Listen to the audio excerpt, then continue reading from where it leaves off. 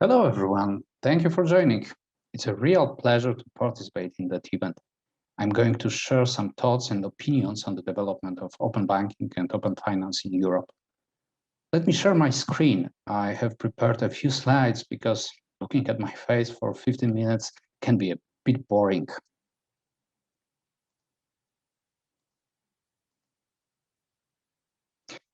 As I said, I want to talk about the development of open banking and open finance in Europe, actually on barriers to the development of these services. My name is Maciej Kostro, and during the last few years, I had the opportunity to actively participate in creating the foundations for open banking. First, as the entrepreneur involved in very early attempts to cater PSD2 services. Then, as the co-author and coordinator of the PSD2 API standard for the Polish market, known as Polish API. Now, I am the business owner of the access to account services in ING banks across Europe. I'm also a member of the Berlin Group Open Finance API Framework Task Force and other European initiatives like, for example, ERPB SEPA API Access Scheme. For a few years now, I participate in different task forces of the European Payments Council. So I have a bit of experience in that area. Well, let's try to set up the scene. The open banking landscape is pretty complex. Since 2019, we are dealing with legally defined third parties interacting with both banks and banks' customers to offer the latter more innovative, simpler, and cheaper financial products. All these interactions are described in regulations, sometimes very clearly, but sometimes, unfortunately, not that clear. Almost 2 years have passed since the entry into force the PSD2 directive. However, we will always look at Great Britain as a pioneer of this change. Their services for access to account data and payment initiation, almost identical to the services defined in PSD2, appeared in 2018. What is currently happening in the UK is a very tangible indication of the direction in which open banking is going. Let's take as an example the number of initiated payments in March 2021. According to the Open Banking Implementation Entity website, it was more than 7,200,000 PIS API calls in all open banking interfaces. In the UK, of course. Whether it is a lot or a little is hard to say. We need some comparison to keep the correct proportions. In March, there were almost 560 million BACS payments and more than 290 million faster payments. So all PIS transactions are equal to 0.84% of the traditional payments. Although the trend is visible. For example, in December, there were 3.8 million PIS transactions. In February, 5 million. And the total number of API calls reached in March almost 800 million. So the direction has been set. We just need some time. I wish I would present you with similar numbers from Europe. Well, I must say that these numbers are barely available. And maybe this is the first of the barriers I want to talk about today. But of course, lack of the appropriate statistical data is rather a symptom, not a cause, not a barrier itself.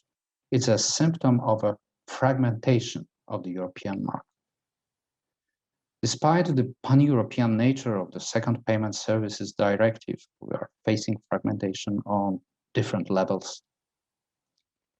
We have many standards prepared in goodwill to fill the gap created by technology-agnostic regulations. Let's see. The most prominent and most implemented API standard in Europe is, without doubt, the Berlin Group Next-Gen PSD2 standard. Most mature, equally good, and having global ambitions is the British Open Banking Standard. More local European developments like STED, implemented in France, and partially in Belgium and Luxembourg. Slovak and Czech APIs are more or less close to the next-gen PSD2 standard. And Polish API in Poland proposes yet another approach. So at least 6 standards. Let's look at implementations. I bet that there are no two identical implementations of the same standard, at least in larger banks, because of one simple provision in the RTS, in the Article 36, to be precise, that ASPSPs means banks, should provide the same information on payment accounts and transactions as provided in their own channels.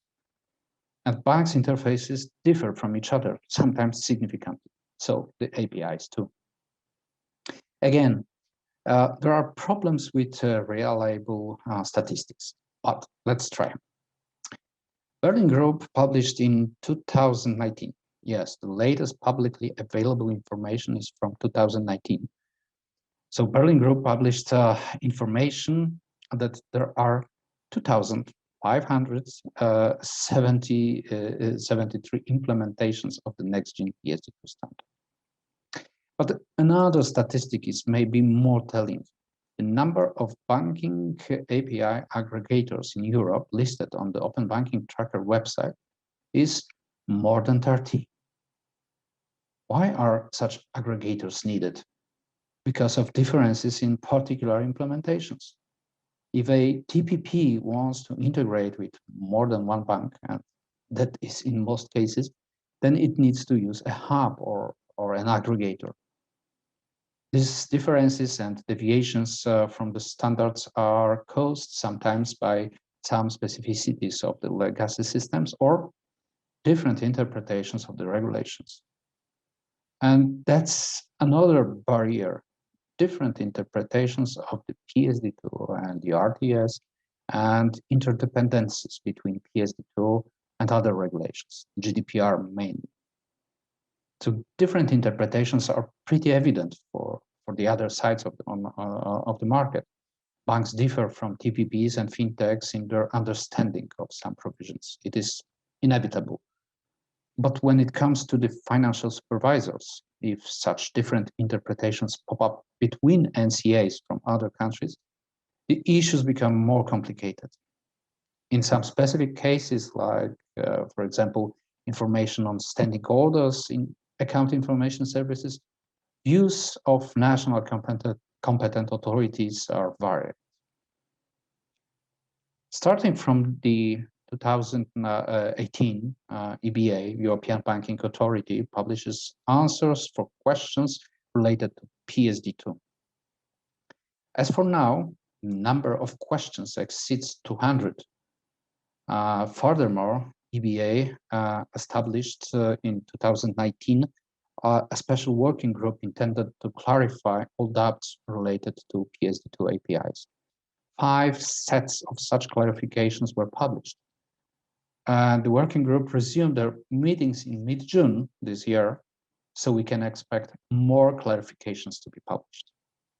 Definitely, PSD2 is not a clear and self-explanatory regulation. But let's leave aside the regulatory part of open banking. We all agree that PSD2 created a foundation for other services to develop. But we still don't know what and how exactly we can build on top of this foundation, and how to create a sustainable business model of open banking and open finance. But despite some mistrust between market players, we are trying to find a common way to deal with extended or so-called premium services, services that can be monetized, but with, of course, with fairly distributed value and risk.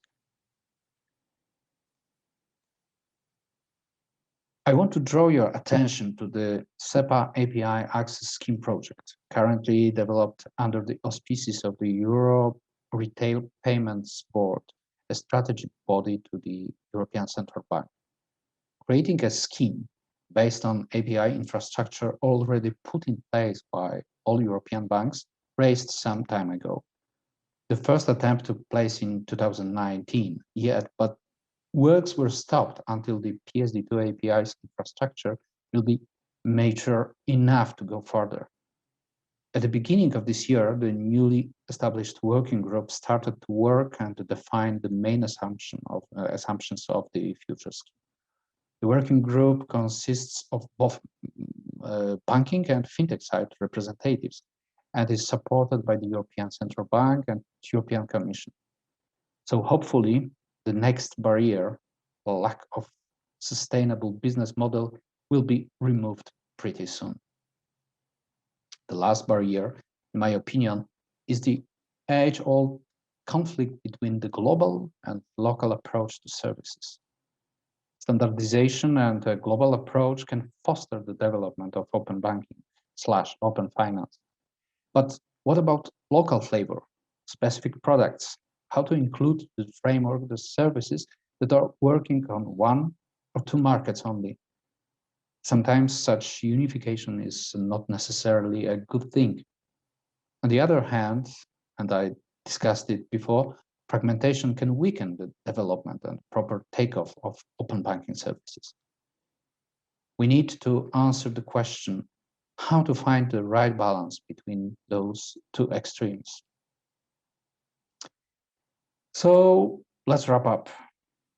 I identified the four main barriers to the development of open finance services in Europe.